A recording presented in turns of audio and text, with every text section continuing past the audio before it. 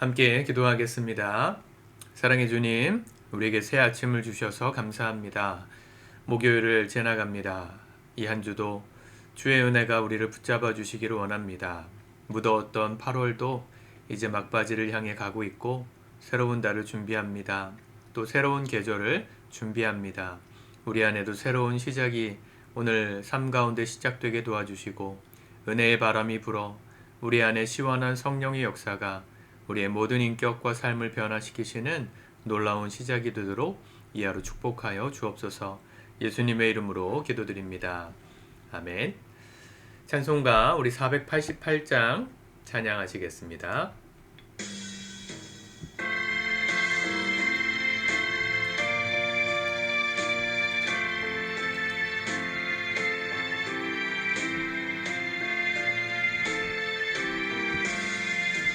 이 몸의 소망 무언가 우리 주 예수뿐일세.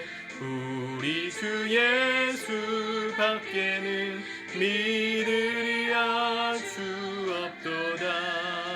주 나의 반성이시니 그 위에 내가 서리라. 그 위에 내가 서리라. 무섭게 바람 부는 밤 물결이 높이 설렐 때 우리 주 크신 은혜에 소망에 닥치으리라. 주 나의 반성이시니 그 위에 내가 서리라. 그 위에 내가 서리라. 세상에 믿던 모든 것 끊어질 그날 되어도 구주의 언약 믿사와 내 소망 더욱 크리라. 그 위에 내가 서리라. 그 위에 내가 서리라.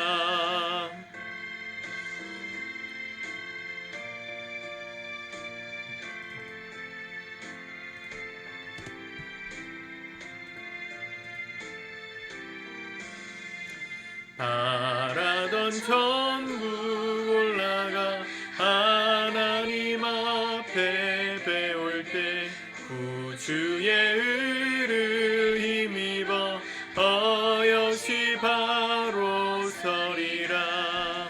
주 나의 반성이시니 그 위에 내가 서리라. 그 위에 내가 서리라. 아멘. 오늘 하나님 말씀은 시편 130편과 131편 말씀입니다.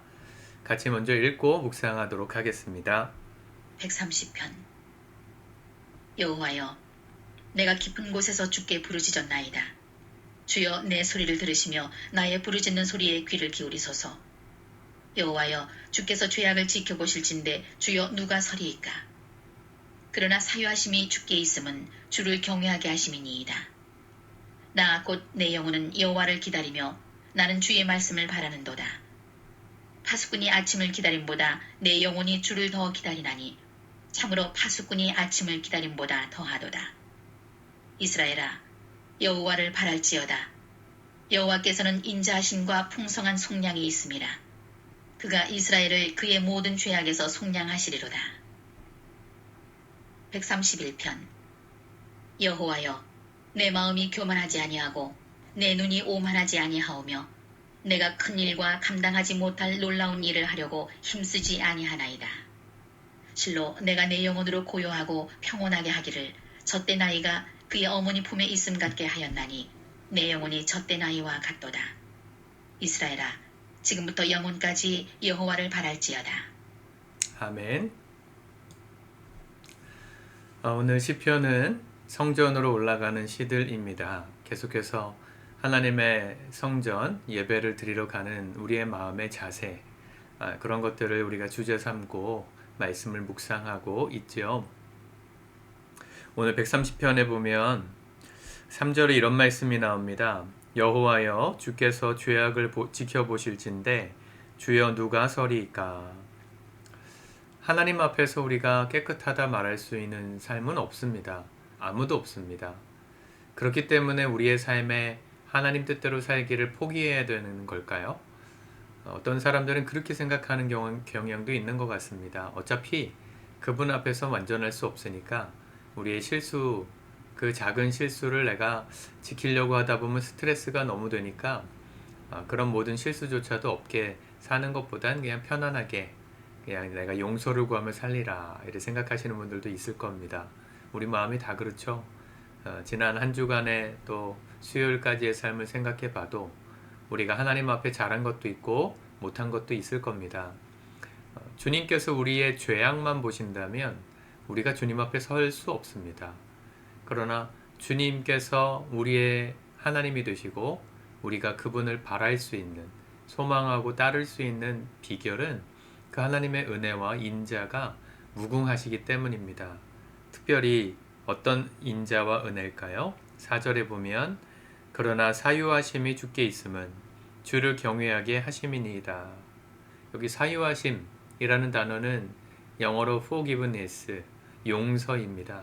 세번역 성경을 보면 용서는 주님만이 하실 수 있는 것이므로 우리가 주님만을 경외합니다. 이렇게 되어 있습니다.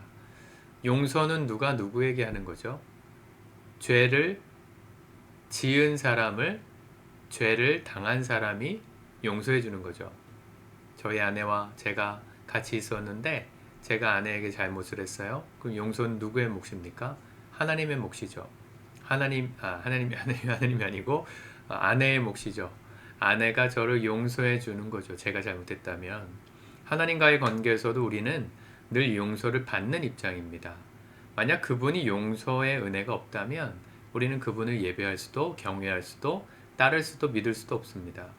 그래서 우리가 주님을 믿는다는 건 놀라운 축복입니다.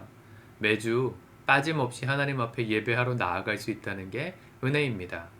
이스라엘 사람들은 성전으로 걸어가고 올라갈 때 절기를 따라 올라갔다 그랬잖아요. 거기서 뭐 하느냐? 하나님을 예배하는데 예배하기 전에 뭐 했느냐? 정결케 하는 이 회개의 제사를 드렸습니다.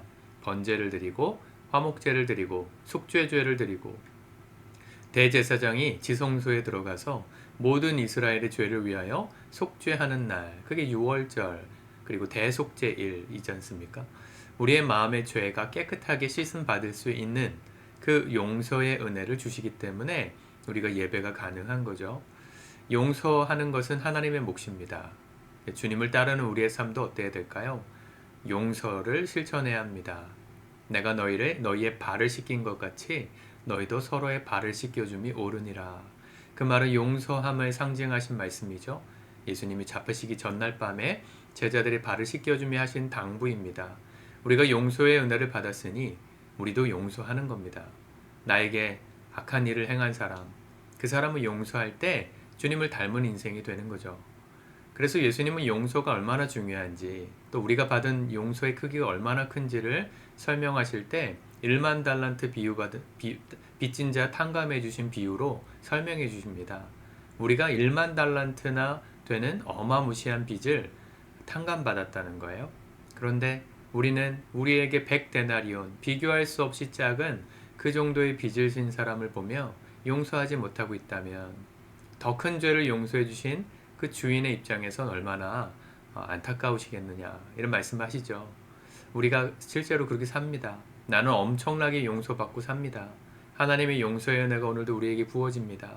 그런데 나는 왜 남을 용서하지 못합니까? 나는 항상 예외가 있다고 생각하면서 살잖아요. 나는 그럴 수도 있지 않았나, 이 정도는 어쩔 수 없지 않았나 라고 생각하는 그 용서의 한계선이 우리에겐 대단히 넓고 내 밖에 있는 다른 타인을 향해서는 왜 이렇게 작은지 우리가 용서함에 있어서 생각해 보셔야 됩니다. 내 마음에 안 드는 사람이 있어요. 나랑 스타일이 다른 사람도 있어요. 또 나한테 잘못을 한 사람도 있어요. 그래서 내가 피해를 봤을 수도 있어요. 내가 무시를 당했을 수도 있고 내가 마음의 상처를 받았을 수도 있어요. 물론 아픈 이야기인데 우리가 예수님의 크신 용서하심을 받은 자라고 정말 믿는다면 우리도 그들을 용서함으로 내놓아 주어야 합니다. 용서해야 돼요. 우리도 이해해 줘야 돼요. 이걸 하지 못하면 우리는 자꾸만 우리가 속한 자리에서 도망가고 싶어집니다. 함께하는 사람들과의 관계가 힘들어졌다? 용서하기가 어렵다? 떠나야죠. 마음이 먼 곳으로 떠날 수밖에 없어요. 부부 사이에서도 그래서 서로 갈라지는 일들이 있고, 부모와 자녀 사이에서도 갈라짐이 있고, 내가 정말 친하게 지냈던 누군가에게 갈라짐을, 절교를 선언해야 되는 날들이 왜 있습니까? 용서가 안 된다는 거예요. 이해가 안 된다는 거예요. 그럴 때마다 꼭 기억합시다. 주님이 우리를 용서해 주셨기에 오늘 우리가 주님 앞에 예배할 수 있는 것처럼 나도 그를 용서함으로 우리의 관계가 지속될 수 있도록 은혜와 자비를 베풀어야 되겠다. 그게 중요한 것이죠. 7절 이스라엘아 여호와를 바랄지어다 여호와께서는 인자하심과 풍성한 속량이 있음이라. 하나님의 그 인자하심, 넓고 크신 은혜, 또 속량하심, 죄를 용서해 주시는 거 8절에도 그가 이스라엘을 모든 죄악에서 속량하시리로다. 주님은 날마다 우리의 예배를 받으시며 우리를 용서해 주시는데 우리도 그 용서를 실천해야 되지 않겠습니까? 내가 용서받았다는 걸 정말 깨달으면 100데나리온 빚진 자를 용서해 줄 수 있어요. 겸손하게 행할 수 있어요. 그게 131편의 고백이잖아요. 131편 1절 여호와여 내 마음이 교만하지 아니하고 내 눈이 오만하지 아니하오며 내가 큰 일과 감당하지 못할 놀라운 일을 하려고 힘쓰지 아니하니이다. 주님께서 날 용서해 주셨다는 그 은혜가 있는 사람 얼마든지 겸손히 교만하지 않고 이 교만과 오만은 언제 오는 겁니까? 내가 용서해 줘야 될 사람의 손을 잡아주지 않는 게 교만이고 내가 이해해 주지 않는 게 오만일 수 있습니다. 여러분 바라기에는 부부 사이에 또 지인들 사이에 회사에서 교회에서 불편한 관계가 있습니까? 용서하십시오. 무조건 용서해 주라는 게 아니라 용서의 과정을 거쳐서 관계를 회복하시라는 겁니다. 내가 용서해 주면 그 사람의 죄가 날아가지 않은데 어떻게 그럴 수 있는가? 그냥 무조건 용서하라는 게 아니에요. 용서의 과정이 있어요. 치열하게 싸우고 죄의 문제를 묻고 그거에 대해서 매듭을 짓고 다시는 그와 같은 실수를 하지 않도록 기회를 주는 것. 그게 용서의 형태일 수도 있습니다. 무조건 용서하라. 아무 말도 하지 말아라. 참고 살아라. 그런 얘기가 아닙니다. 예수님도 우리의 죄값을 그냥 용서해 주신 게 아니고 하나님의 아들 예수 그리스도 이 땅에 보내심으로 그 피값을 치르시고 용서하신 거예요. 그냥 없는 거 하자. 아무것도 아닌 것처럼 여기자. 유야무야 넘어가지 않으셨어요. 대가를 치르시고 매듭을 지으시고 우리의 죄를 용서하신 것. 그 은혜를 안다면 우리도 겸손히 오만하지 않게 이 죄의 문제를 다루고 용서하고 관계를 회복하는 것이죠. 내가 큰 일과 감당하지 못할 놀라운 일을 하려고 힘쓰지 아니하니이다. 이 말씀은 보통은 자기의 어떤 욕심으로 무언가 하려고 하는 야망 이런 것들에 대한 경계의 말씀으로 쓰이지만 130장과 더불어 이 말씀을 해석하면 여기서 큰 일과 감당하지 못할 일은 뭡니까? 내가 용서하고 안 하고를 판단하려고 한 하나님의 역할을 말하는 거죠. 내가 하나님처럼 용서해도 되고 이 사람은 용서 못하고 이걸 하려고 하는 게 큰일이고 감당하지 못할 무서운 교만한 일이라는 겁니다. 주님도 용서하셨으니 우리도 용서하며 삽시다. 그럴 때 우리의 마음에 평안이 임해요. 131편 2절 실로 내가 내 영혼으로 고요하고 평온하게 하기를 젖된 아이가 그의 어머니 품에 있음 같게 하였나니 내 영혼이 젖된 아이와 같도다. 젖된 아이가 뭡니까? 젖을 뗐다는 건 더 이상 엄마의 젖이 필요하지 않고 밥을 먹을 수 있게 됐다는 거죠. 젖대기 전에 아이는 엄마가 없으면 불안해요. 그래서 우는 거예요. 아이가 엄마가 떨어지려고 그러면 왜 울어요? 불안하니까요. 왜 불안한지는 아이에게 물어보시면 안 돼요. 우리의 환경이 그 아이의 마음이 지금 불안하다. 이걸 인정해주면 되는 건데 언제 아이가 엄마의 젖을 떼고 스스로 밥을 먹기 시작하는가? 엄마의 사랑을 충분히 누릴 때, 특별히 마음의 불편함이 없을 때, 용서받고 용서할 때, 그때 우리 영혼이 젖된 아이처럼 평안함 가운데 모든 불안 걱정을 다 하나님께 맡기고 주님 안에 안식하는 젖된 아이처럼 우리가 그렇게 평안한 은혜를 누릴 수 있게 되는 겁니다. 용서하지 못하면 나도 그 사람 품고 내 마음이 지옥이 되는 거예요. 용서하지 못한 그 사람과 더불어 지옥을 사는 거예요. 그러나 용서하면, 마음에서 그를 놓아주면 그 사람은 이제 하나님께 맡긴 것이 되고 내 마음은 자유케 되는 거죠. 이 용서의 은혜를 깨닫고 실천하는 복된 하루 되시기를 우리 주님의 이름으로 축복합니다. 기도합시다. 주님, 감사합니다. 오늘도 주님의 말씀 귀하게 받습니다. 우리가 용서하지 못할 사람들이 생각납니다. 용서할 수 없다고 여겨지고 용서의 과정을 밟기도 두려운 자들이 우리의 삶에 있습니다.